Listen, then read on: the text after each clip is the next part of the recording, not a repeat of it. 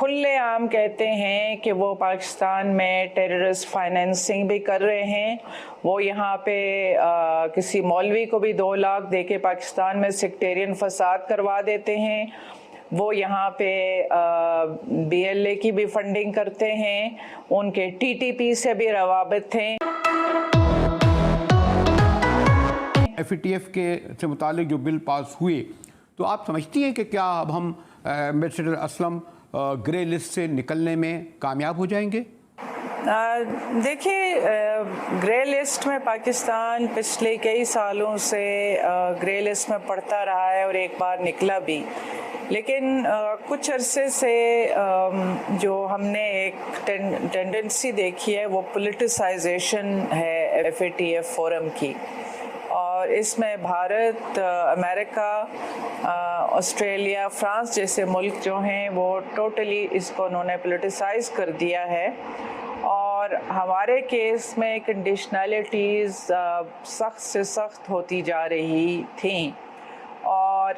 بیچ میں بہت یہ خطرہ بھی رہا کہ پاکستان کو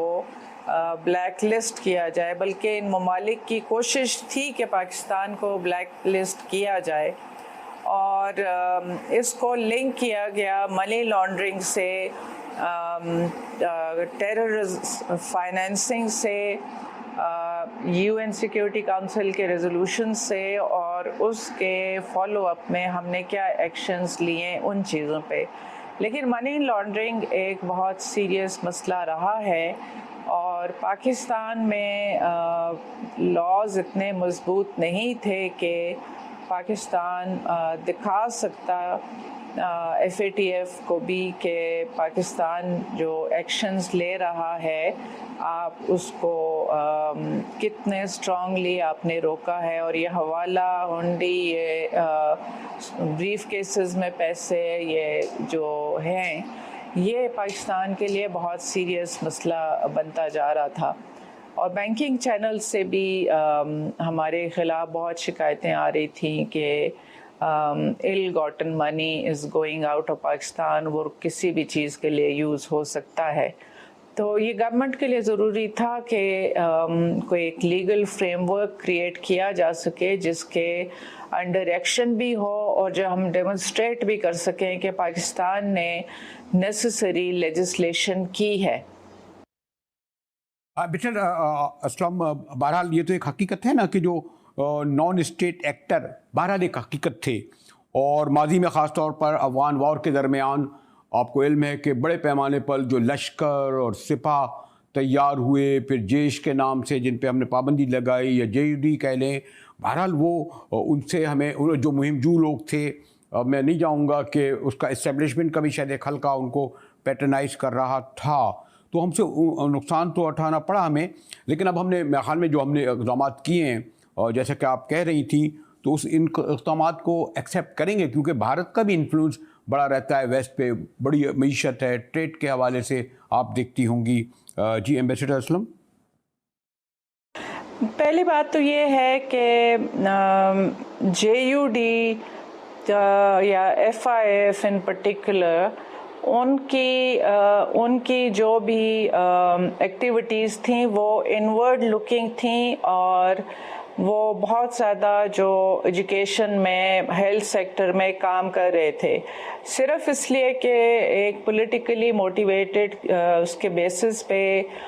لسٹ کر دیا گیا. اس کا یہ مطلب نہیں ہے کہ میں یہاں پہ کہوں گی کہ واقعی ایف آئی ایف ہی قصوروار تھی یا جے یو ڈی نے ہی کیا تھا. جیش کا معاملہ فرق ہے, اس پہ میں بات نہیں کروں گی. دوسری بات ہے کہ میں یہ جو ایک ڈبل سٹینڈرڈ سے ان کی بات کریں کہ کھلے عام کہتے ہیں کہ وہ پاکستان میں ٹیررسٹ فائنینسنگ بھی کر رہے ہیں, وہ یہاں پہ کسی مولوی کو بھی 2 لاکھ دے کے پاکستان میں سیکٹیرین فساد کروا دیتے ہیں, وہ یہاں پہ بی ایل اے کی بھی فنڈنگ کرتے ہیں, ان کے ٹی ٹی پی سے بھی روابط ہیں. تو یہاں پہ تو ایک سٹیٹ بہت, پاکستان کے کیس میں تو شاید ایلیگیشن یہ تھیں کہ حکومت بہت افیکٹو کنٹرول نہیں کر رہی ہے منی لانڈرنگ پہ کہ ان کا نام نہیں لیتا. تو ہمیں یہ ہر وقت اپنے سینہ پیٹنے کے بجائے یہ بھی دیکھنا چاہیے کہ گلوبلی جو یہ سارے اسٹرکچرز بنے ہوئے ہیں, میکینزمز ہیں, وہ کتنے فیئرلی یہ سارے جو ایشوز ہیں ان کو ایڈریس کر رہے ہیں. کیا ہمارے ہاں انڈیا کے علاوہ بھی این جی اوز, آئی این جی اوز کے تھرو فنڈنگ نہیں ہوتی ایسی ایکٹیویٹیز جو پاکستان کو نقصان دیتی ہیں؟ ہوتی ہیں, لیکن وہاں پہ کوئی بات نہیں ہوتی ہے. صرف پاکستان کو, اور ہم خود بھی بعض دفعہ اپنے آپ کو بہت زیادہ یہ نان اسٹیٹ ایکٹرز پروپیگنڈا میں پڑ جاتے ہیں. یہ بہت ایگزیجریٹڈ ہیں اور گراؤنڈ پہ کوئی ان کا ایسا ایویڈنس نہیں ہے کہ کوئی ٹیررسٹ فائنینسنگ ہوئی ہے. لیکن ایمبیسڈر اسلم, بہرحال یہ تو ایک حقیقت ہے نا کہ جو ہمارے یہاں پاکستان ایک کانفلکٹ زون رہا, اور میں بہت گارڈیڈ اب اس لیے استعمال کروں گا کہ جو پولرائزیشن ہے اس میں ہم دو پول, ان کو بھی ہمیں بیلنس کرنا ہے. میرا مقصد تھا ایران اور سعودی عرب, اور ان کے جو فالوورز تھے وہ جو ایک پراکسی وار جو یہاں کر رہے تھے, اور اس میں انڈیا الگ بیکنگ کر رہا تھا. تو یہ جو میں نے کہا نا کہ I'm trying my best کہ use the very guarded word, کیونکہ تو حساس مسئلہ ہے اور آپ سفارتکار جانتی ہیں. تو دونوں ہمارے دوست ہیں, ہم کس طریقے سے جو میں نے کہا اس پراکسی وار سے جو بچی ہوئی ہے نان اسٹیٹ ایکٹر کو, تو ہم نے یہ ٹھیک ہے کہ ہم نے انہیں کسی حد تک محدود کر دیا, منجمد کر دیا. ایمبیسڈر اسلم, دیکھیے اب امید کرتے ہیں کہ افغانستان اسٹیبلائز ہو جائے گا, تو جو وہاں سے پاکستان اینٹی پاکستان ایکٹیویٹیز ہوتی رہی ہیں, وہاں سے فورن ٹروپس بھی چلے جائیں گے. ان ایجنسیز کے لیے جو انہوں نے پلے گراؤنڈ بنایا ہوا تھا افغانستان کو بھی, اور وہاں سے پاکستان میں ٹیررزم بھی پروموٹ کر رہے تھے اور پاکستان کو ڈی اسٹیبلائز کرنے کی کوشش بھی کر رہے تھے. اور ایک ایجنڈا تھا بالکنائزیشن آف پاکستان, جس پہ بہت دہائیوں سے کام ہوتا رہا. ان کے لیے اسپیس کم ہو جائے گی پرووائڈڈ کہ افغانستان میں پیس اسٹیبلش ہو جائے اور وہاں سے فورن ٹروپس چلے جائیں. ابھی تو لگتا ہے کہ ایک ریشہ دوانی ہے, اور جو اسپوائلرز ہیں وہ بھی بہت ڈٹرمنڈ ہیں کہ افغانستان میں انہوں نے پیس نہیں آنے دینا. دوسری بات آپ نے ریفر کیا جو ریجنل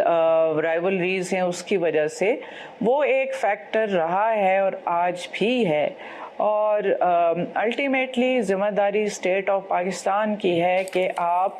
دوسرے ممالک کو وہ اسپیس نہ دیں کہ وہ آپ کے لوگوں کے خون کے ساتھ کھیل سکیں. وہ ہماری اپنی اسٹیٹ کی رسپانسبلٹی ہے جو ہمیں پورا کرنی ہے. دوسرے ممالک انفلوئنس کے لیے ایکٹیویٹیز کریں گے, وہ چاہے اس طرح نفیریس نہ ہو.